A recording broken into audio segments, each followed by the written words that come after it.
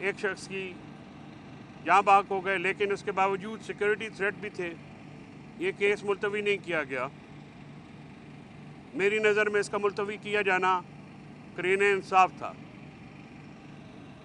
आज गवाहान के जो बयान हैं वो रटे रटाए तोतों की तरह किए गए, लेकिन सबसे जो दिलचस्प बात मुझे कंवल ने शोज़ब ने बताई है वो ये है कि 9 मई का एक टेलीफोन जो पेश किया गया है वो फुली चार्ज हालत में सील बंद लिफाफे में आज 15 जनवरी 2025 को, जो कि 9 मई में कॉन्फिस्केट किया गया टेलीफोन है, वो एज ए एविडेंस पेश किया गया।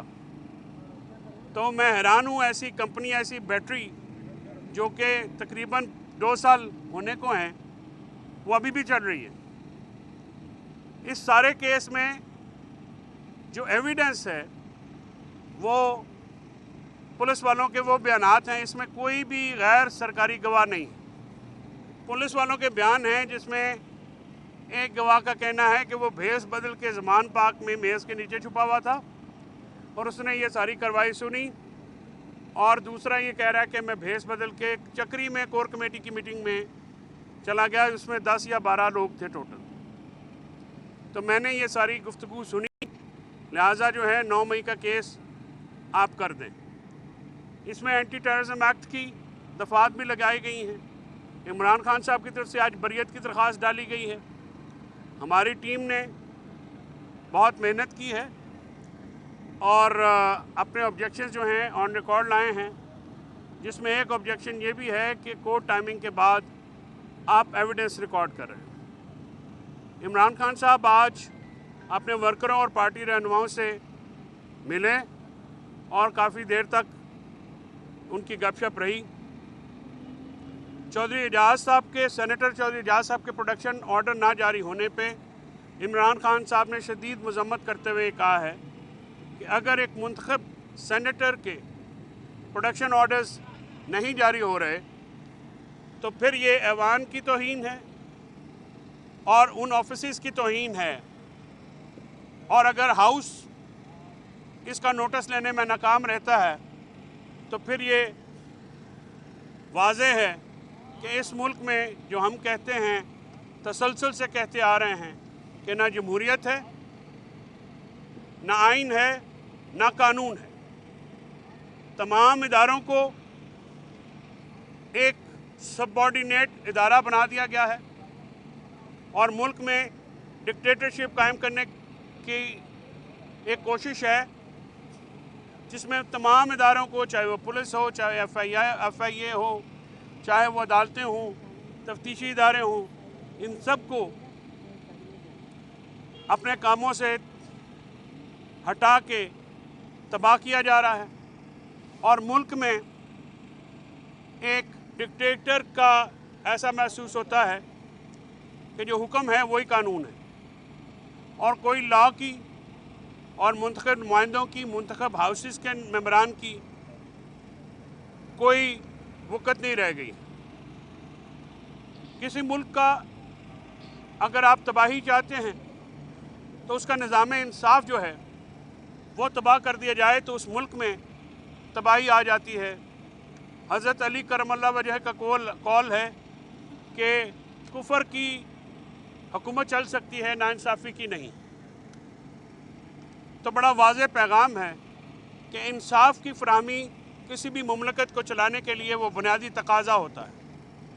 चर्चिल ने कहा दूसरी जंग अज़ीम में कि अदालतें इंसाफ दे रही हैं तो हम मजबूत रहेंगे। पाकिस्तान में 26वीं तरमीम के बाद अदालत को नगीं कर लिया गया है, कोर्ट पैकिंग हो रही है। सुनने में आ रहा है कि इस्लामाबाद हाई कोर्ट में जजेस का तयन किया जा रहा है और वो जजेस जिनका मेरिट ये सिर्फ ये है कि उन्होंने इमरान खान साहब को एक झूठे मुकदमे में सज़ा दी, उनके खिलाफ मुबैना तौर पे पेंडिंग इंक्वायरियाँ हैं, KP में कब्ज़ा, सरकारी जगहों पे और दीगर इल्ज़ामात हैं। इन इल्ज़ामात के होते हुए उनका नाम जजेस के लिए देना एक ट्रांसपेरेंसी और इंसाफ के लिए भी के खिलाफ है।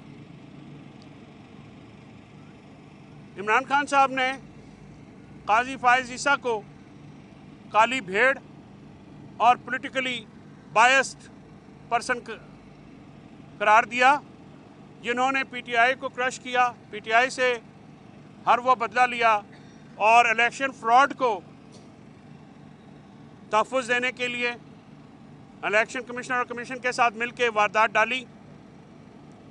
और बदकिस्मती से अभी जो कॉन्स्टिट्यूशनल बेंच में मिलिट्री कोर्ट को सजाएं देने का हुक्म दे के उन्हीं पॉलिसियों का तसलसल नज़र आया। हम चाहते हैं कि सुप्रीम कोर्ट बुनियादी शहरी हकूक़ की हिफाजत करे। सिविलियंस का मिलिट्री कोर्ट ट्रायल जो है वो ना बैनुल-अक़वामी तौर पे ना मुल्की कवानीन में उसकी कोई गुंजाइश है। और ये बात उन्होंने बिल्कुल ये कही कि आज अखबार में उन्होंने पढ़ा है कि वकील साहब ने कहा है, वज़ारत दिफा के वकील साहब ने कहा कि मास्टरमाइंड्स को भी सज़ा होगी। उन्होंने उसको वेलकम करते हुए कहा कि उनको इल्म है कि 9 मई का मास्टरमाइंड कौन है। 9 मई का मास्टरमाइंड वो शख्स है जिन्होंने उनको अगवा कराया और सीसीटीवी फुटेज चोरी कराई और इस्लामाबाद हाई कोर्ट पे धावा बोला और तोड़ फोड़ की। 9 मई फॉल्स फ्लैग ऑपरेशन है, पॉलिटिकली पिक एंड चूज़ हो रहा है। ये हमारी एक कंसिस्टेंट इसके ऊपर जो है वो एक पोजीशन है। हमारे लोगों को 9 मई की आड़ में हमारे रहनुमाओं को, हमारे लीडरान को झूठे मुकदमों में मुलव्वस किया गया और उसका क्राइटेरिया सिर्फ एक रखा गया कि जिसने पीटीआई छोड़ी उसको बरीउल-ज़िम्मा करार दिया और जिसने पीटीआई को रखा, पीटीआई के साथ अपना साथ निभाया, वो आज भी 9 मई के केसेस पाकिस्तान के तूल अर्ज़ में भुगत रहे हैं। इसीलिए हम जुडिशल कमीशन की मांग करते हैं और हम ये मुतालबा करते हैं कि 26 नवंबर और 9 मई के वाक़यात की इंडिपेंडेंट इंक्वायरी हो। और खान साहब ने ये बतौर ख़ास कहा कि इस आज़ादाना इंक्वायरी से वो टीम भागती है जो कि चीटिंग करना चाहती है। कोई भी टीम जिसने बेईमानी करनी हो वो गैर जानबदाराना तहकीकात की मुखालफत करेगा। आज हुकूमत की तरफ से जुडिशल कमीशन की मुखालफत की कोई वजह समझ में नहीं आती, मासवा इसके लिए कि वो ख़ुद भी इसमें शामिल हैं। आज इमरान खान साहब ने असद कैसर, उमर अयूब और दीगर हमारे जो रहनुमा हैं उनको अपोजिशन की जमातों में से रब्ता करने की हिदायत भी जारी की है और कहा है कि अपोजिशन से रब्ता करके उनको हमारे मुज़ाकराती अमल और हमारे जो सियासी पोजीशन है इसके बारे में एतमाद में लिया जाए।